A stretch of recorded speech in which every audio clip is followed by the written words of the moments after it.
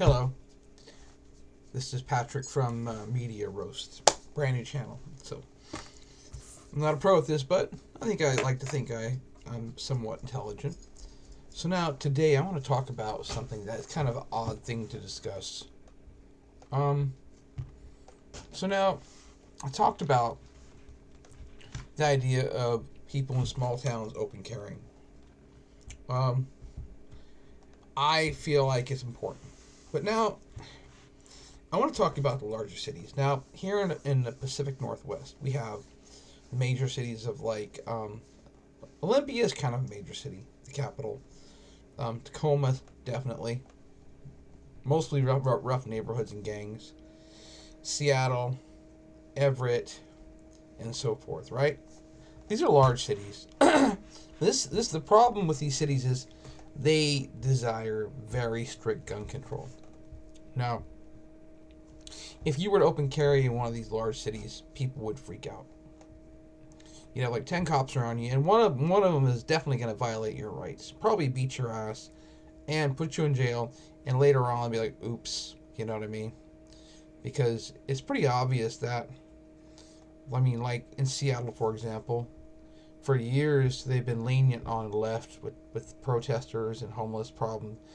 They did nothing, you know. They abused the local businesses to the point where people are just shutting everything down, losing their tax base. I have my suspicions they're exporting their homeless people to the smaller towns, but that's just my opinion, though. But I'm going to get to this thing. You look at Seattle, Portland, Los Angeles, San Francisco, Sacramento. You look at Chicago, New York City. You look at Philadelphia. All these other different places. Dallas. They have one thing in common. They have very strict laws with gun ownership. Right?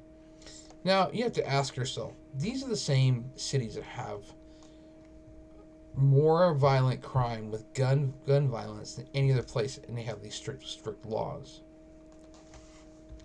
But for some reason, the people believe that the more gun control you have, the more crime will go down. But last time I checked, criminals still get guns. So, I feel like that the idea of the open carry and Second Amendment is probably more heavily needed in the larger cities. Now, if you're anti-gun, that's fine. All right? But I want you to consider this. Like, you have a small town of 30,000 people. A lot of people open carry, this and this and that. The gun violence is next to nothing.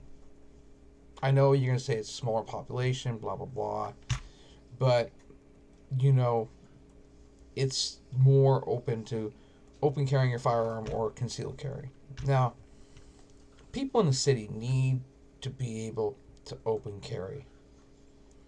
Now, I'm not saying if you're not solid with using your firearm that you should open carry, because you might just lose your weapon. If you're afraid to use your firearm and you don't know how it functions and everything like that, maybe you should have a firearm. But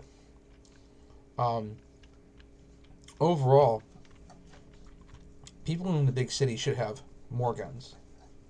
Not gang members, I want you to understand it, but the people that live in the city need to have more guns for personal protection. Because I want you to think about this. We've all seen the videos of the migrants trying to kick doors in the apartments. If you had a 12 gauge shotgun pump, say from Remington, right? And someone tries to kick in your door, and you're looking at the thing, you see you got a firearm. You could drop some double-aught bucks through that door. You could take that perpetrator down. They have a firearm, they're trying to kick your door and trying to break in. And you have all the right to deal with this person as you feel. Now, but here's the problem. In these big cities, they're so far left that the city would take the criminal side, citing that the poor criminal was kicking your door in with a firearm because society made him do that. No, society didn't make him get that firearm. Society did not tell him to try to kick your door in. But uh, you would end that problem. You will save the state money. You will save the prosecuting office's money. You will save the defense team for the city money, because the person will no longer be able to use the system. Now,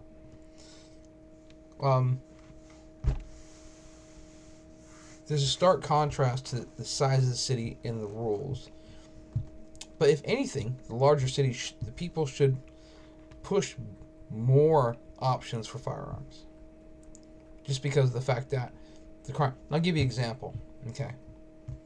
New York City. There's like I think there's like 180,000 illegal migrants in New York City. Right?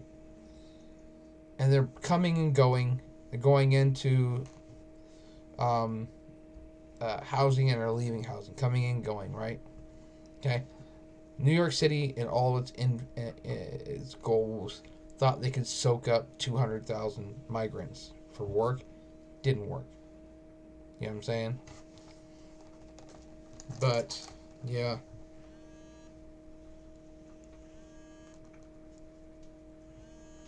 Stop. I hate when my phone goes on. So, New York City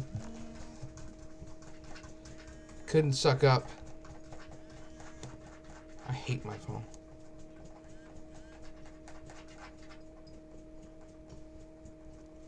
My ex-girlfriend. I don't want to talk to her. You know what I mean? She's interrupting what I'm doing, and that's even worse. That's one of the reasons she's an ex. Now, so the city thought it could soak up 180,000 or so migrants. They're still getting migrants in every day. Now, these people do not speak English.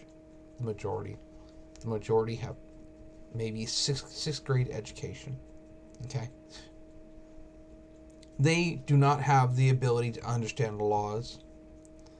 And I'm sure the majority of police officers in a large city, especially like New York City, not everybody speaks Spanish. Because if everybody spoke Spanish, I guess America would speak fucking Spanish, right? But we don't. We speak English.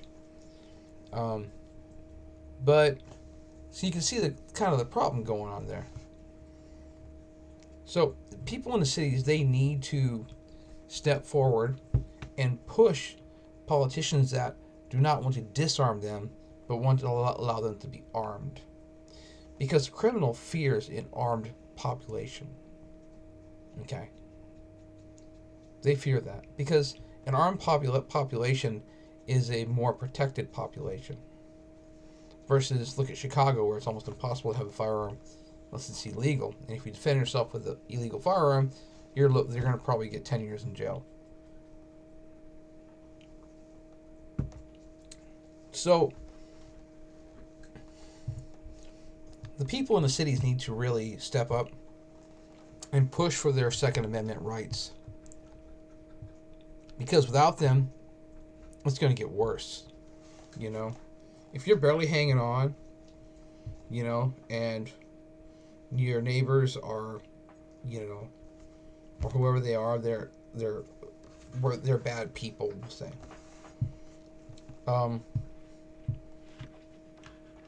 You can't trust them. So what makes you think they're not casing you down? As they say, a total stranger is most likely less likely to do something to harm you than someone that knows you. So if you're in a big city, I would highly recommend you arm yourself, because if things happen in the future, you don't want to be the victim, because and shit hits the fan, the person without the gun, that's the victim. The person with the gun, they're the survivor. Or they become the victim of someone with better guns. Either or. But, so if you're in a large city, you really need your Second Amendment rights. I live in a small city, so I feel kind of lucky. I walk around most of the time open carry, and, you know, it's either my revolver or it's my .45 1911, you know. But I don't understand why the city people don't really desire to have their Second Amendment rights. And they just cow down to the idea that the politicians treat them like they are so stupid they can't understand how to use a firearm. They don't have any problem taking your tax money in the big city, right? They don't have any problem telling you where you can and can't go. They don't have any problem doing.